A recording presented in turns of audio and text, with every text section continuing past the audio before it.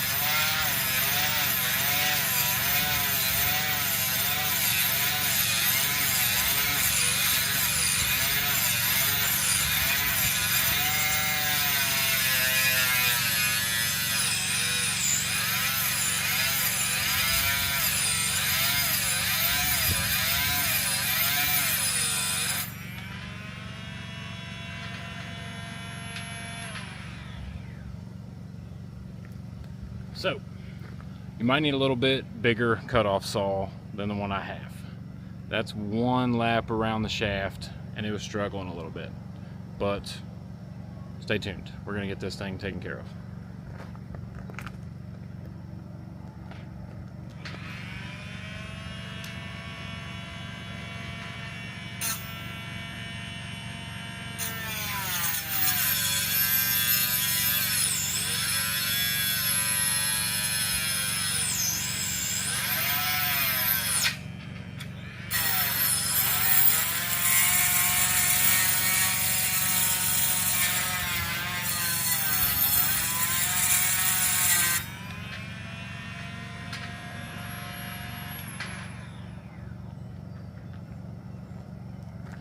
So when I tip trim them a little bit, I usually trim them right below the mark that I made on the shaft, so then I can just break the end off, not worried about a rough edge.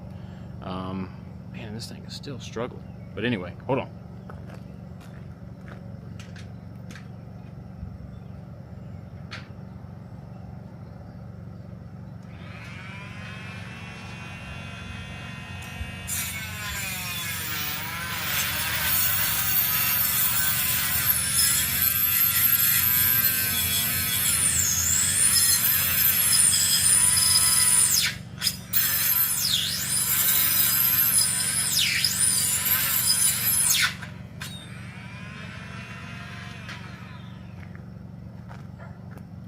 So finally, we got to a spot we can just snap that off. Still inside of my black mark a little bit, so I can kind of freshen this tip up with a grinder and not worry about what it looks like. So part number 1 of step 2 complete. Let's hit it on the grinder for just a second and freshen this tip up, and then we'll go from there.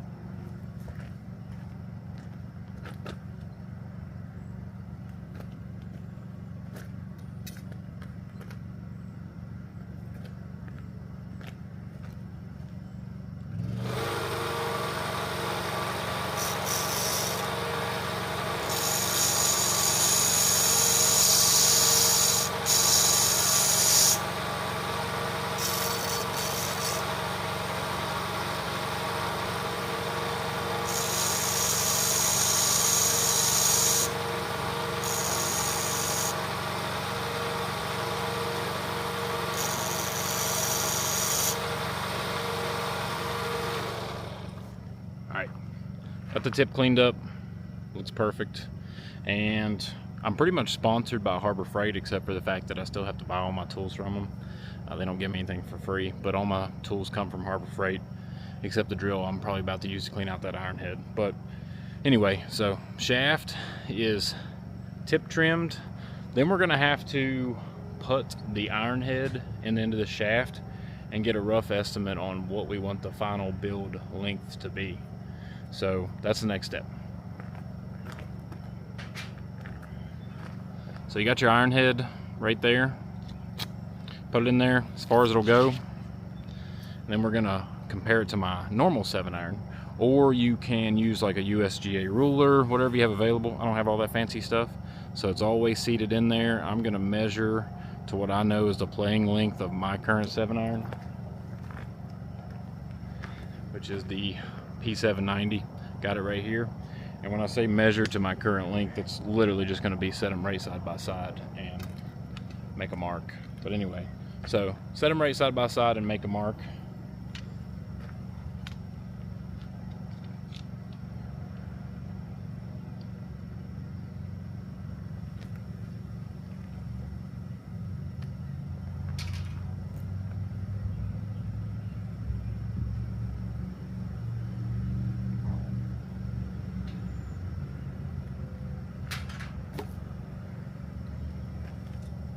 So we sat them right by side by side, got a mark, and now we know exactly where to cut the butt section of this shaft. So we got the tip trimmed, we got to get the butt trimmed, and that might take a second on this grinder, so hang tight.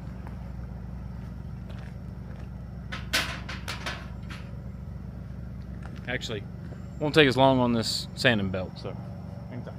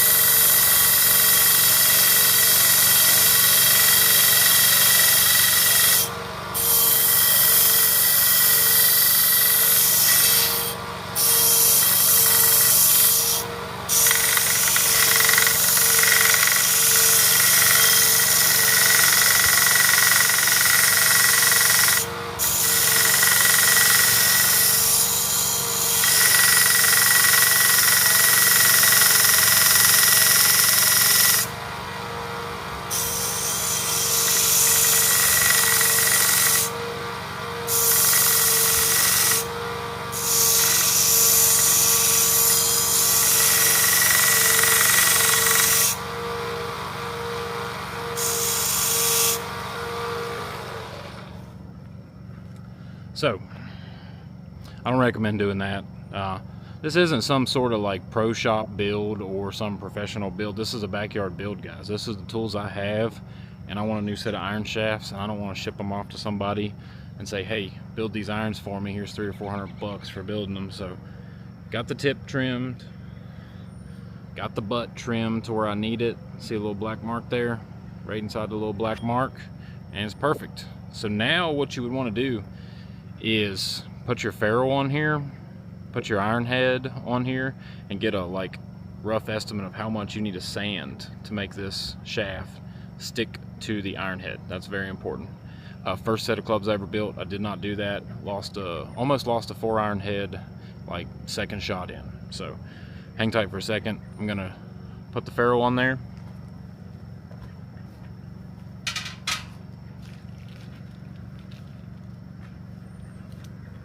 And when you're ordering ferrules, make sure you get the 0.370, and if your iron head requires like a collared ferrule or whatever the situation might be, do all your research on that. So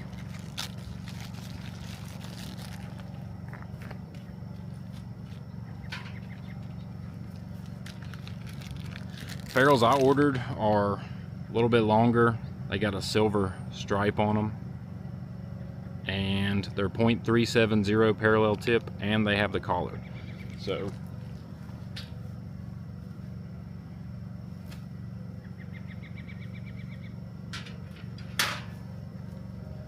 I would always recommend just ordering the collared ferrules, and if you don't like that little collar, or if it doesn't fit your set of irons, you can just grind it off with your sander. But anyway, collar goes straight inside there, just like that. Callaway is designed for colored ferrules, and these should be a pretty easy fit. So put this on the iron shaft, put this on the iron shaft, get a rough estimate of how much you need to sand. So we're going to do that right now. So this is the tip of the iron shaft. Slide that bad boy on there. Slide that bad boy on there, seat it up real good. You'll hear it hit bottom.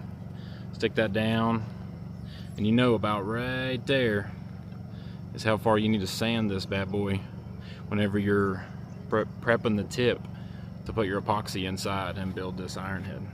So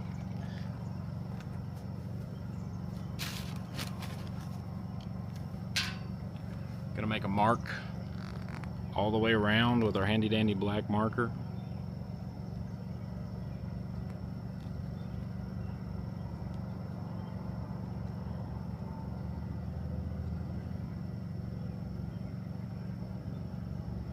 So rough estimate, keep all your sanding below that if you want it to look all clean and cool when you're done. So now we're gonna prep the tip. So that's how much you're grinding. So you just need to take the surface coating off a little bit so your epoxy sticks to this iron shaft. You don't have to do a whole lot. Don't get real far down in the material. Just rough it up a little bit so the epoxy sticks.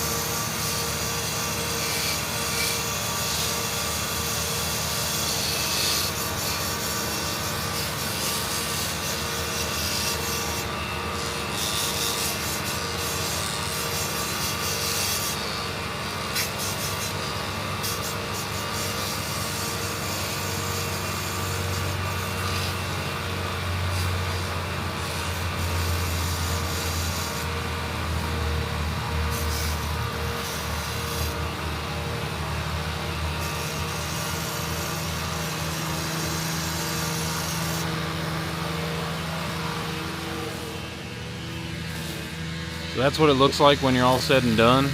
You can see the difference in the material, hopefully. A little different color on this end.